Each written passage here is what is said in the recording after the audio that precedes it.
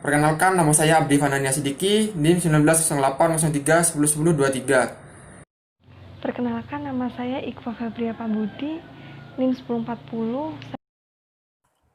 Perkenalkan, nama saya Badina Nabila dengan NIM 190803101065. Perkenalkan, nama saya Dani Senja Mulyana, NIM 198081011049. Perkenalkan, nama saya Novila Ratriza Maufiro, NIM 190803101042. Perkenalkan, nama saya Muhammad Rizky Januar dari Prodi D3 Manajemen Perusahaan dengan NIM 190803101048. Perkenalkan, nama saya Fikri Jampangistu, NIM 1908003101054. Sini saya akan menjelaskan pengertian merger dan akuisisi. Menurut pasal 1 ayat 9 Undang-Undang PT, pengertian merger yaitu penggabungan sebagai perbuatan hukum yang dilakukan satu orang atau lebih. Nah, sedangkan akuisisi menurut pasal 1 ayat 11 Undang-Undang PT memberikan pengertian pengambil alihan sebagai perbuatan hukum yang dilakukan oleh badan hukum atau orang perseorangan yang mengambil alih saham perseroan sehingga mengakibatkan beralihnya pengendalian atas perseroan tersebut. Jenis-jenis merger. Untuk jenis-jenis merger di sini dikelompokkan menjadi 4 jenis. Yang pertama, merger horizontal, merger vertikal, merger konglomerat, dan merger kongenerik. Merger horizontal. Untuk merger horizontal sendiri di sini adalah proses menggabungkan dua perusahaan atau lebih, di mana jenis usahanya ini masih sama atau lingkup bisnisnya ini masih sama. Contohnya penggabungan perusahaan jasa keuangan dengan perusahaan roti, atau misalnya dua perusahaan tekstil dan dua perusahaan distribusi. Yang kedua adalah merger vertikal. Merger vertikal sendiri adalah proses merger yang menggabungkan beberapa perusahaan dalam alur produksi yang berurutan. Misalnya perusahaan ban dengan perusahaan mobil, atau perusahaan tepung dan perusahaan susu yang melakukan penggabungan dengan perusahaan roti. Yang ketiga adalah konglomerat. Jadi ini adalah proses menggabungkan beberapa perusahaan dengan menghasilkan produk yang tidak berkaitan satu sama lainnya. Misalnya perusahaan mobil dan perusahaan makanan. Jadi inti dari konglomerat ini adalah bertujuan untuk meningkatkan pertumbuhan badan usaha dengan cara bertukar saham dengan beberapa perusahaan yang telah bekerja sama. Untuk yang terakhir adalah merger kongenerik. Merger kongenerik ini sendiri adalah proses merger yang menggabungkan beberapa perusahaan atau lebih, di mana bentuk usahanya ini masih sama namun berbeda pada segi produk. Bisa kita ambil contoh dari merger antara bank dengan perusahaan pembiayaan.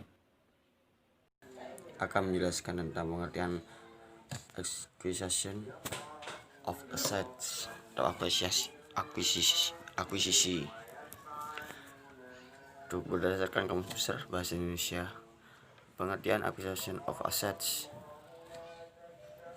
istilah ini memiliki arti sebagai pemindahan kepemilikan perusahaan atau aset. Dalam industri perbankan terjadi apabila pembelian saham dalam 50% pengambilan alihan kepemilikan perusahaan atau aset. Cara memperbesar perusahaan dengan cara memiliki perusahaan lain. Nah, yang kedua, pengertian acquisition of stock. Pengertian acquisition of stock, saya jelaskan tentang proses tersebut bisa dijalankan dengan cara melakukan pembelian voting atau stok perusahaan. Pembelian dapat dilakukan secara tunai oleh saham atau bahkan surat berharga lainnya juga bisa. Oke, sekian. Terima kasih. Selanjutnya adalah alasan-alasan melakukan merger atau akuisisi. Berikut ada beberapa alasan perusahaan melakukan penggabungan baik melalui merger maupun akuisisi. Yang pertama, diversifikasi. Diversifikasi atau penganekaragaman usaha yang dijalani. Perusahaan akan mendapatkan keuntungan yang lebih karena perusahaan tidak hanya berjalan menguasai satu produk. Tidak hanya mendapatkan laba yang besar, juga untuk jaga-jaga saat usaha tidak sesuai ekspektasi. Jadi, kemungkinan ada usaha lain yang dapat menopang kondisi perusahaan tersebut. Yang kedua, sinergi. Sinergi dapat tercapai ketika merger dapat menghasilkan tingkat skala ekonomi. Tingkat skala ekonomi dapat terjadi karena perpaduan biaya overhead meningkatkan pendapatan lebih besar dibandingkan dengan biaya pendapatan perusahaan ketika tidak merger. Yang ketiga, meningkatkan dana. Banyak perusahaan yang tidak dapat memperoleh dana untuk melakukan ekspansi internal, namun dapat memperoleh dana untuk melakukan ekspansi eksternal. Jadi, perusahaan tersebut melakukan penggabungan dengan perusahaan yang memiliki likuiditas tinggi sehingga meningkatkan daya pinjam perusahaan dan penurunan kewajiban keuangan. D. Menambah keterampilan manajemen teknologi. Beberapa perusahaan tidak dapat berkembang dengan baik karena tidak adanya efisiensi pada manajemennya atau disebabkan kurangnya teknologi. Perusahaan yang tidak dapat mengefisienkan manajemennya dan tidak dapat membayar untuk pengembangan teknologinya dapat menggabungkan diri dengan perusahaan yang memiliki manajemen atau teknologi yang ahli. Ini pendampingan pajak. Perusahaan dapat membawa kerugian pajak sampai lebih 20 tahun ke depan atau sampai kerugian pajak dapat ditutupi. Perusahaan yang memiliki kerugian pajak dapat melakukan akuisisi dengan perusahaan yang menghasilkan laba untuk memanfaatkan kerugian pajak. Pada kasus ini, perusahaan yang mengakuisisi akan menaikkan kombinasi pendapatan setelah pajak dengan mengurangi pendapatan sebelum pajak. Jadi perusahaan yang diakuisisi dimanapun merger tidak hanya dikatakan keuntungan dari pajak, tetapi didasarkan dari tujuan memaksimisasi kesejahteraan pemilik. F. Meningkatkan likuiditas pemilik. Merger antara perusahaan memiliki likuiditas yang besar.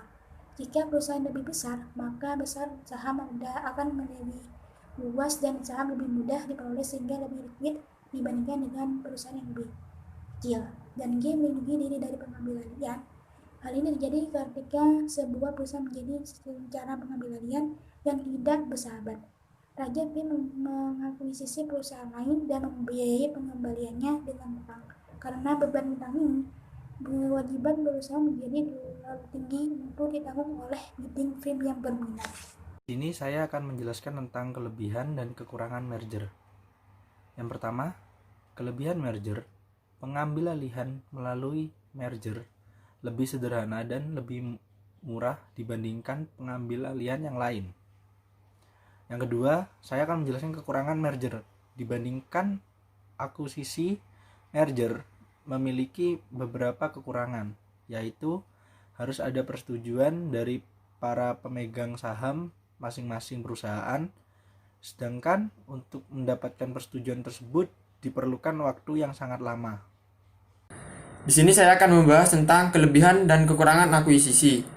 Di kelebihan akuisisi ada yang pertama, akuisisi saham tidak memerlukan rapat pemegang saham dan suara pemegang saham. Lalu, dalam akuisisi saham, perusahaan yang membeli dapat berurusan langsung dengan pemegang saham perusahaan yang dibeli dengan melakukan tender offer sehingga tidak diperlukan persetujuan manajemen perusahaan. Karena tidak memerlukan persetujuan manajemen dan komisaris perusahaan, akuisisi saham dapat digunakan untuk pengambil alihan perusahaan yang tidak bersahabat atau hostile takeover.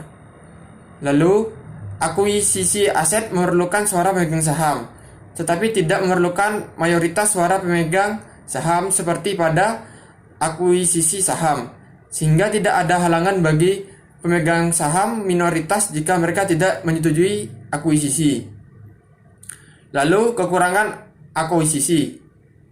Jika cukup banyak pemegang saham minoritas yang tidak menyetujui pengambil alihan tersebut, maka akuisisi akan batal.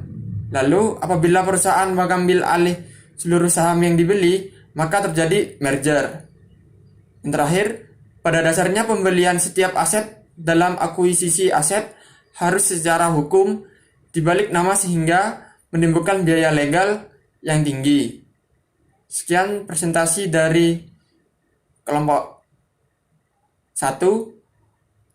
Kurang lebihnya minta maaf. Sekian dan terima kasih.